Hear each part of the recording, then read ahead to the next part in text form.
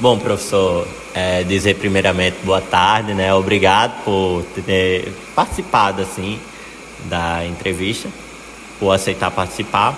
Eu gostaria de começar falando sobre sua carreira, representatividade na psicologia e como foi seu começo na psicologia? O que te motivou essa sua escolha por essa carreira? Boa tarde a todos do podcast Juricast, né? E aí, meu interesse pela psicologia começou lá em 2012, né? Quando eu prestei o Enem, ganhei a bolsa para psicologia. Tinha muito interesse também na área do direito, mas ficava nessa dúvida entre psicologia e direito. Acabei me enviesando pela área da psicologia mesmo, né? E aí, depois da formação, em 2016, eu comecei a atuar na área e me identifiquei bastante. Até que eu me encontrei também na área da psicologia jurídica, que tem uma ligação também com o direito, e eu acho que é, de fato, a área da psicologia que eu mais me identifico. Acho que por ter esse pé nesse interesse na área jurídica também. Bom, agora, se possível, você poderia falar como você definiria a representatividade dentro da psicologia? Como você definiria a representatividade dentro da psicologia? É claro, apontando o seu lugar de fala e tudo. Certo. Eu vejo que a psicologia ela é uma profissão majoritariamente feminina, né? Grande parte das psicólogas do Brasil, né, é o público feminino. Então é uma profissão muito mais feminina do que masculina. E eu acho que isso deve ser muito respeitado. Então a gente vê muito falar assim do psicólogo, né, o profissional psicólogo, mas quem tem uma participação mais ativa, quem construiu a psicologia brasileira foram as mulheres. E eu acho que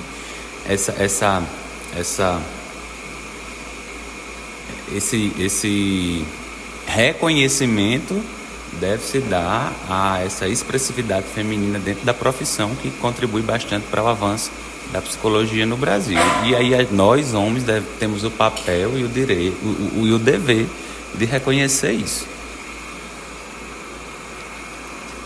Bom, Ismael, e no âmbito da busca pela psicoterapia, quero saber de você quais são as práticas para uma redução do pensamento negativo sobre a ida a um profissional, tendo em vista que muitas pessoas, ao necessitar, requerer um profissional, a busca pela psicoterapia, o indivíduo às vezes é taxado como uma pessoa que esteja com problemas mentais, que seja uma pessoa doida, entre aspas, né?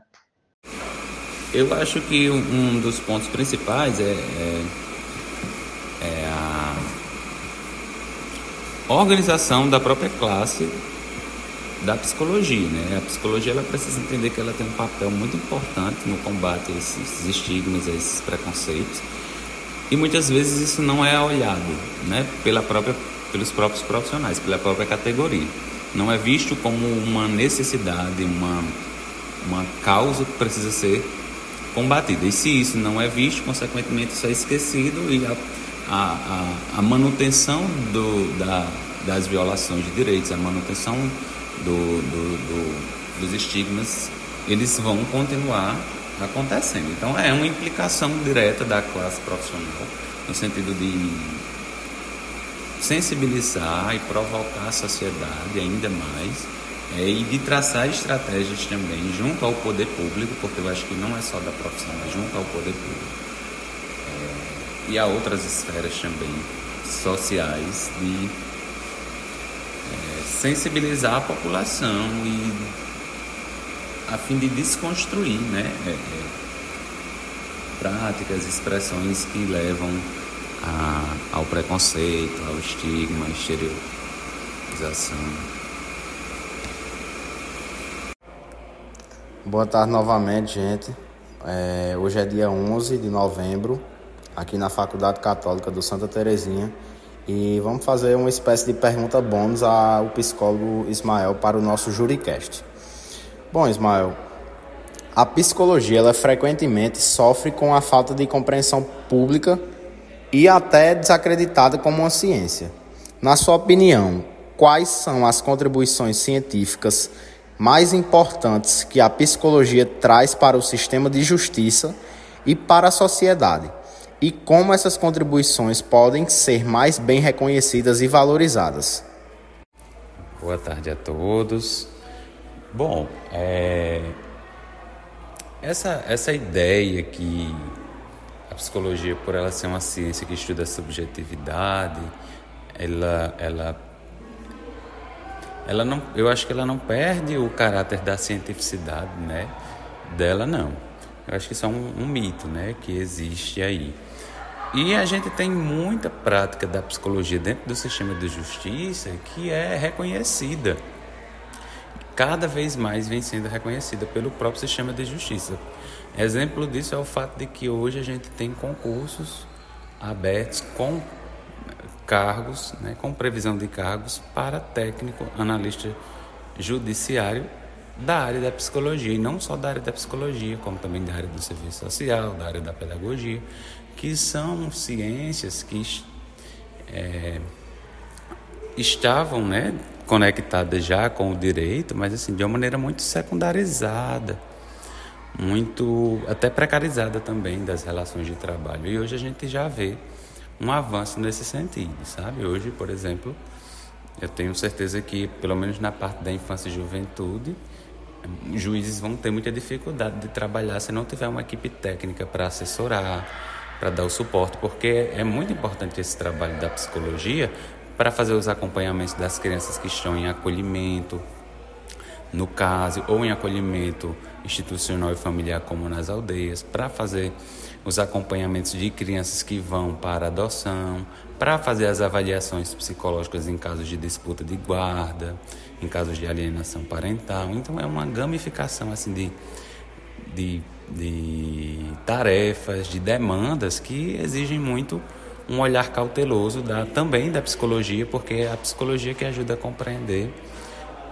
a partir da sua literatura científica também, teórica, essas questões. E eu acho que uma forma de fortalecer cada vez mais a psicologia é demonstrando o nosso trabalho na prática, né? Eu acho que quando a psicologia está na ponta, quando há psicólogos trabalhando com o serviço social, atuando dentro do sistema de justiça, a gente mostra, evidencia uma prática que é importante para o próprio judiciário, para o próprio sistema de justiça. Então a gente acaba mostrando o nosso valor, a nossa importância, né? A diferença que isso faz para a tomada de decisões mais justas também, inclusive, né? Para a promoção também de uma sociedade mais equitativa. E é isso. Então, já pegando essa linha dessa importância no sistema de justiça, como é que para você, como é que uma decisão, um relato do psicólogo ao juiz, ela pode influenciar, já que a doutrina, às vezes ela vai muito nessa tecla de que o psicólogo, ele apenas vai dar um pequeno passo, só que isso é um avanço muito grande. O relato do psicólogo, a conversa do psicólogo com a criança para ser relatada ao juiz, é um avanço gigante, que o juiz pega, ele às vezes já dá até o parecer e fica muito melhor para ele. Como é que você vê isso? Essa importância, muitas pessoas acham que não tem importância, só que isso é o ponto principal. Eu acho que é porque a gente parte do pressuposto que ninguém sabe de tudo, né? Inclusive o próprio juiz. Então o juiz ele entende do direito muito bem, entende das leis, entende de uma forma absurda, né? Tem uma compreensão, um conhecimento absurdo do campo jurídico. Mas ele precisa beber de outros conhecimentos também para tomar decisões mais justas. Para atuar também em alguns casos de processo, quando a gente, por exemplo, em casos de crianças e adolescentes, né? Nos casos de depoimento especial de criança e adolescente. Então, é importante que tenha um profissional especialista, um profissional que tenha capacidade e habilidade de saber entrevistar a criança, né? Então, isso é algo que vem se construindo, né? Que vem se construindo aos poucos. E aí a gente vê que esses outros profissionais, aí eu não trago só para a psicologia, porque isso não é exclusivo só da psicologia no judiciário. Traz também a questão da pedagogia, né? Interrompendo aqui. Dessas outras ciências que também são fundamentais, né? E aí essas ciências, elas corroboram com o seu olhar, a partir de uma análise científica, né? Sobre um fenômeno do comportamento humano que vai auxiliar o juiz, subsidiando a tomada de decisão, né? E aí uma decisão baseada em evidências científicas. Então é isso, gente. Só um relato assim do professor Ismael, que foi que achou do nosso interrogatório, assim, que ainda é um pouco escasso, que a gente não ampliou tanto, mas foi uma pesquisa boa que vai influencia na vida de várias pessoas, no conhecimento desse setor de justiça e da psicologia, e essa desmistificação da psicologia que está sendo tirada da cabeça das pessoas. Muito obrigado, parabenizo ao grupo, parabenizo ao professor Fernando pela ideia, né, pela criatividade na atividade da disciplina dele, né? Acho que é muito importante. Vai somar bastante para o aprendizado, não só do grupo, mas de toda a turma e de quem puder ouvir o podcast. Obrigado.